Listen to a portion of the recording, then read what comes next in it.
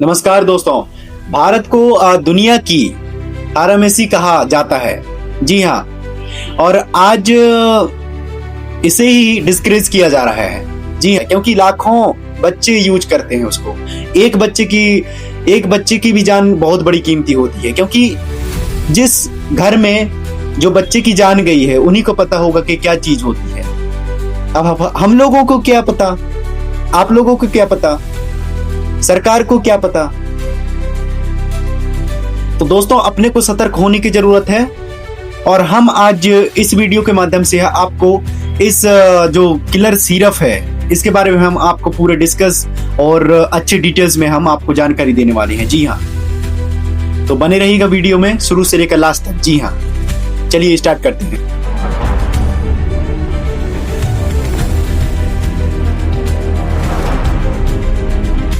भारत को दुनिया का फार्मेसी कहा जाता है।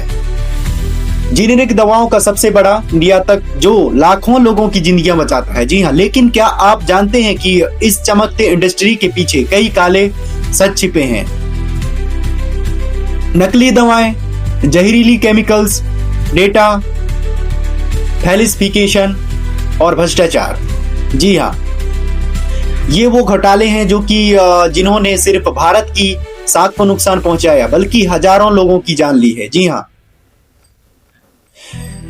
भारत के सबसे बड़े फॉर्म घोटाले की सैर करेंगे और जानेंगे कि क्यों हो रहे हैं ये। चलिए शुरू करते हैं वीडियो को। जी हाँ, सबसे पहले बात करते हैं अपन 2022 के, जो कि मैडन फार्मास्यूटिकल्स घोटाले की, जो गैम्बिया में 66 बच्चों और उज्बेकिस्तान में 18 बच्चों की मौत का कारण बनी। भारतीय cough syrup World Health Organization ने पाया इन सिरप में डाइथिलीन ग्लाइकोल, जिसे हम DEG भी कहते हैं, नाम से भी जाना जाता है। जी हाँ, जहरीला केमिकल था। ये वही केमिकल है जो हाल ही के कोल्ड्रिक कांड में भी मिला।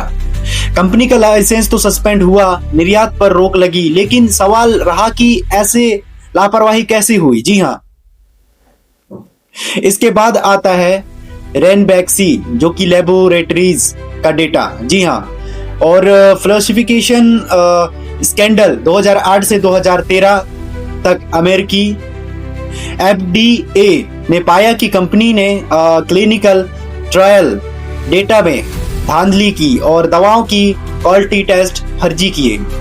कंपनी पर $500 मिलियन का जुर्माना लगा। जी हाँ, और रेनिबैक्सी को जापान की डाइची सेकियो को $4 मिलियन से बेचना पड़ा। कंपनी के मालिक शिविंदर और मलविंदर सिंह पर $330 मिलियन के फ्रॉड का केस चला और 2019 में उनकी गिरफ्तारी हुई। अब बात करते हैं सन फार्मास्यूटिकल्स की, जो कि भारत की सबसे बड़ी दवा कंपनी है। जी हाँ, 2022 और 2023 में FDA ने इसके हेलोल प्लांट में गंभीर उल्लंघन पाए। कैप्सूल सैंपल्स का डिसोल्यूशन टेस्ट फेल हुआ, स्टेरिलिटी में प्रॉब्लम थी। कंपनी को वार्निंग लेटर मिला और अमेरिकी निर्यात पर असर पड़ा। पिछले कुछ सालों में 9 भारतीय कंपनियों को FDA ने से वार्निंग लेटर मिली। जी हाँ, 2015 में जीवीके बायो का घोटाला भी कम बड़ा नहीं था। यूरोपीय संघ ने 700 भारतीय जेनेरिक दवाओं का बैन लगाया, क्योंकि जीवीके ने क्लिनिकल ट्रायल डेटा के हेराफेर किया था। इससे यूरोप में भारतीय दवाओं की बिक्री रुक गई। इंडस्ट्री की वैश्विक इमेज को झटका मिला। जी हाँ, 2023 में भारत सरकार ने एक साथ 18 दवा कंपनियों के लाइसेंस कैंसिल किए। 76 फैक्ट्रियों की जांच में good manufacturing factory practice GMP भी कहते हैं इसे उल्लंघन मिले और 26 अन्य कंपनियों को नोटिस जारी हुए। ये कार्रवाई कप सिरप स्कैंडल्स के बाद शुरू हुई थी। जी हाँ, और आपको बता दें कि हाल ही में 2025 में एवियो फार्मास्यूटिकल्स का मामला सामने आया। बीबीसी की जांच में पता चला कि कंपनी ने अवैध ओपियोइड जैसे टेफिटाइलटोल और कैरिसोफ्रिडोल का मिश्रण बनाकर पश्चिम अफ्रीका, घना और नाइजीरिया में निर्यात किया था।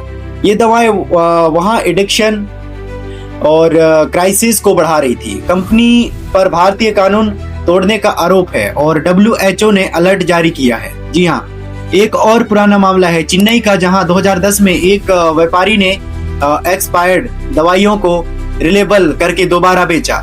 कोर्ट में केस चला लेकिन ज्यादातर आरोप खारिज हो गया। इसके अफ्रीका बाजारों में भारतीय दवाओं पर संदेह बढ़ा।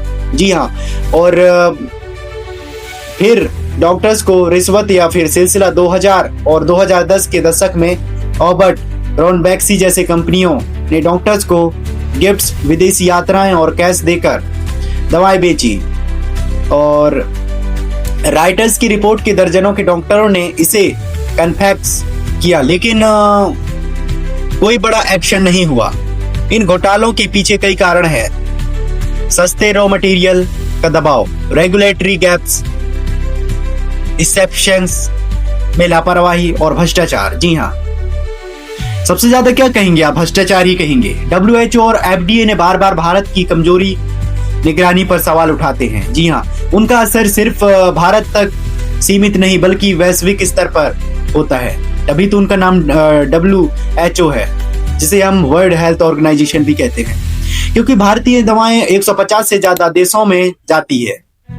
समाधान क्या है? सरकार ने GMP नियम सख्त किए और CDSCO ऐसे जैसे टूल्स में क्वालिटी चेक को बढ़ावा देना होगा। लेकिन सबसे जरूरी है जागरूकता। जी हाँ, उपभोक्ता को चाहिए कि दवा खरीदने से पहले उसकी प्रामाणिकता जांचें। दोस्तों, ये घोटाले हमें सावधान करते हैं। सरकार और कंपनियों को जिम्मेदारी लेनी होगी ताकि भविष्य में कोई और जिंदगी ना जाए।